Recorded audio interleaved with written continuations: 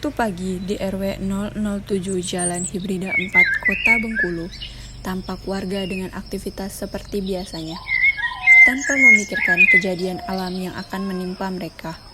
Masyarakat setempat ada yang bekerja sebagai PNS, ada petani, dan ada juga ibu rumah tangga. Untuk mencari nafkah keluarganya pada hari itu, masyarakat sedang beraktivitas seperti biasanya.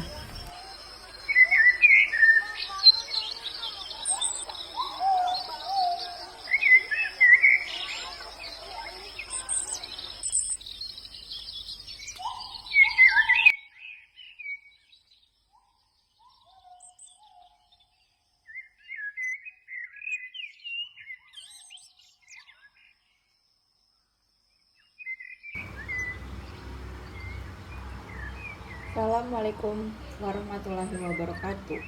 Warga RW 007, sesuai janji kita kemarin, ada seorang mahasiswi dari keperawatan ingin membantu kita dalam menangani keadaan banjir yang sering terjadi. Ade ini akan mensosialisasikan bagaimana cara pencegahan banjir dan bagaimana jika terjadi banjir pada daerah kita ini. Baiklah, tidak usah berlama-lama, kepada Ade saya persilakan.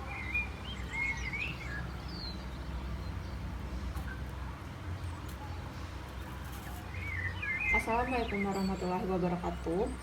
Waalaikumsalam. Sebelumnya, perkenalkan ibu-ibu dan bapak-bapak.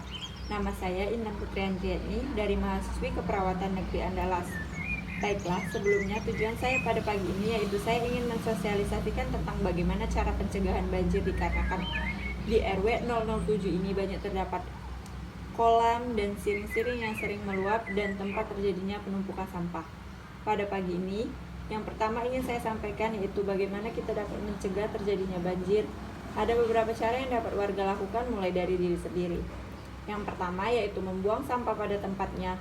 Yang kedua, menanam pohon atau tanaman di sekitar rumah. Yang ketiga, membuat saluran air dengan baik. Yang keempat, menambah lahan penyerapan air. Yang kelima, rutin membersihkan selokan rumah. Yang selanjutnya yaitu saya ingin menyampaikan sosialisasi bagaimana dan apa yang harus dilakukan jika tiba-tiba terjadi banjir. Amankan dokumen yang penting, letakkan barang elektronik di tempat yang tinggi, siapkan alat siaga banjir, pantau informasi dan media maupun instansi terpercaya, mengevakuasi diri. Pastikan bahwa kamu tahu benar di mana posko banjir terdekat dari rumah kamu. Buat perencanaan kalau perlu latihan evakuasi sebagai persiapan jika benar banjir benar-benar datang. Perhatikan jalur evakuasi dan tempat pengungsian yang telah dibuat. Jangan sampai menyentuh kabel-kabel yang jatuh atau tiang-tiang listrik. Jika diarahkan oleh posko dan atau RT atau RW untuk keluar untuk mengungsi, segera lakukan. Selalu utamakan keselamatan jiwa apabila banjir melanda. Apabila terjadi kerusakan pada barang-barang, itulah tadi penjelasan yang dapat saya sampaikan. Apakah ada dari warga-warga yang ingin bertanya? Tidak ada, Sus. Baiklah, kalau tidak ada, lebih dan kurang saya mohon maaf. Wabillahi taufiq wal hidayah. Wassalamualaikum warahmatullahi wabarakatuh.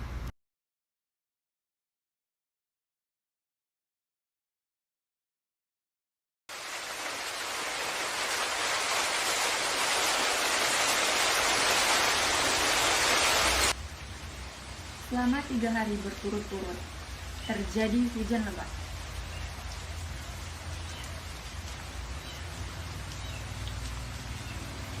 PSBM yang ada di RW 007 terus melakukan pengontrolan lokasi-lokasi yang dianggap rawan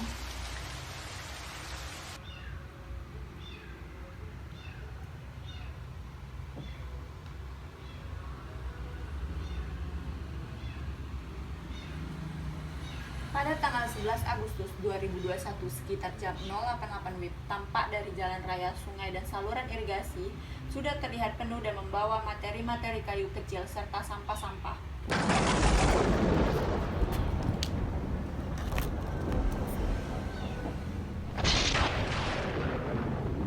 Namun dari arah kejauhan terdengar suara gemuruh dan awan di langit nampak hitam pucat. Sekitar 1 jam kemudian, suara gemuruh tersebut terdengar semakin dekat dan menuju ke arah RT RW 007.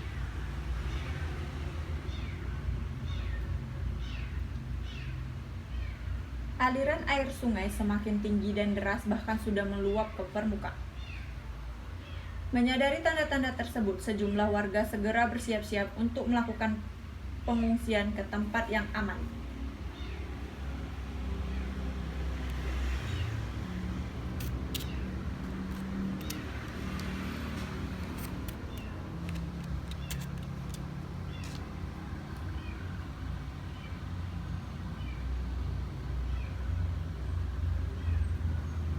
Dengan sigap, Ketua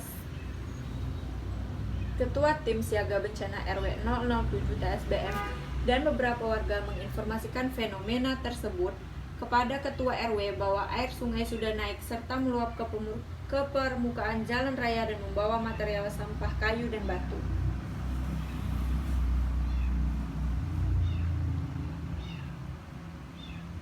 Berdasarkan laporan tersebut, Ketua RW dan Kepala Kelurahan turun langsung melakukan pengecekan terhadap laporan warga tersebut.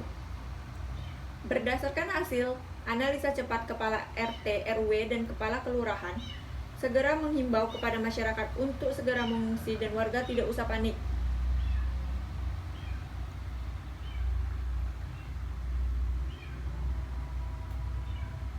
Dan membawa barang-barang yang penting.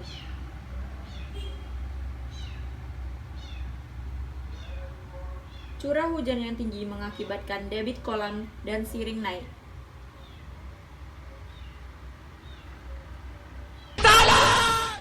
Setengah jam kemudian, setelah melapor ke camat, nampak dari kejauhan seorang anggota TSBM bersama beberapa masyarakat terlihat berlari dan berteriak, "Tolong, banjir, banjir!" Dengan sigap, warga yang mengetahui ancaman tersebut segera membunyikan kentongan dan sirine untuk memberikan isyarat sebagai tanda evakuasi.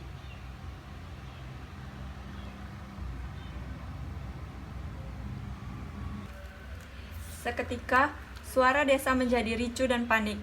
Kacau, warga dan anak-anak guru sekolah yang mengetahui tanda bahaya masjid tersebut segera melakukan penyelamatan dan mengungsi ke tempat yang dianggap aman.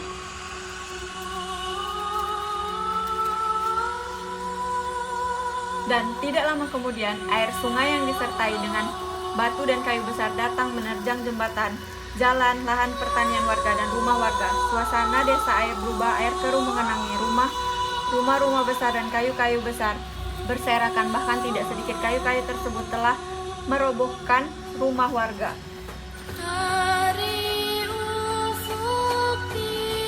Masyarakat segera menuju ke titik kumpul di masjid, lapangan maupun tempat-tempat yang lebih tinggi.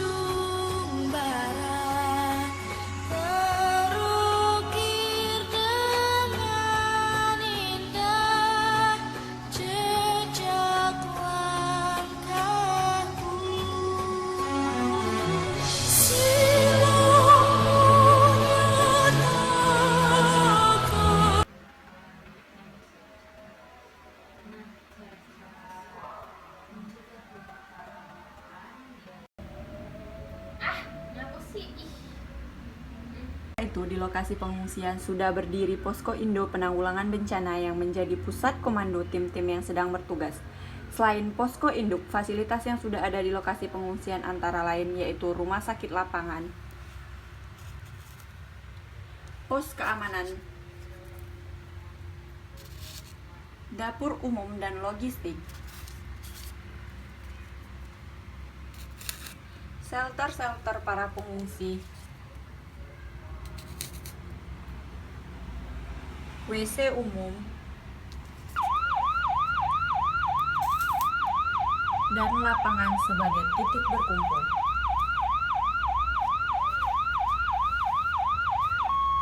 Lalu lalang ambulans yang sedang memobilisasi korban bencana dan tim kesehatan. Korban yang sedang ditandu oleh petugas kesehatan keuangan rumah sakit lapangan sesuai tanda triase yang sudah terpasang di lengannya. Di ruang rawatan tampak korban selamat dan keadaan terpasang infus. Korban meninggal berada di ruangan jenazah. Para warga di dalam tenda-tenda pengungsian.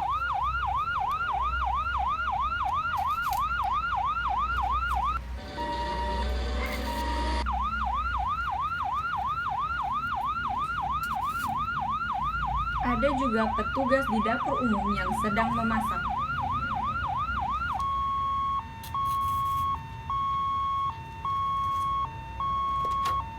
Tampak pula petugas yang sedang berjaga di pos keamanan sekitar tenda-tenda pengungsian.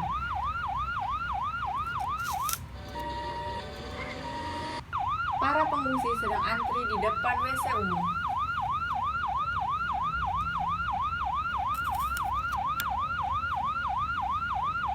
Di posko induk sedang antri di depan WC umum. Di posko induk sebagai pusat komando dan informasi.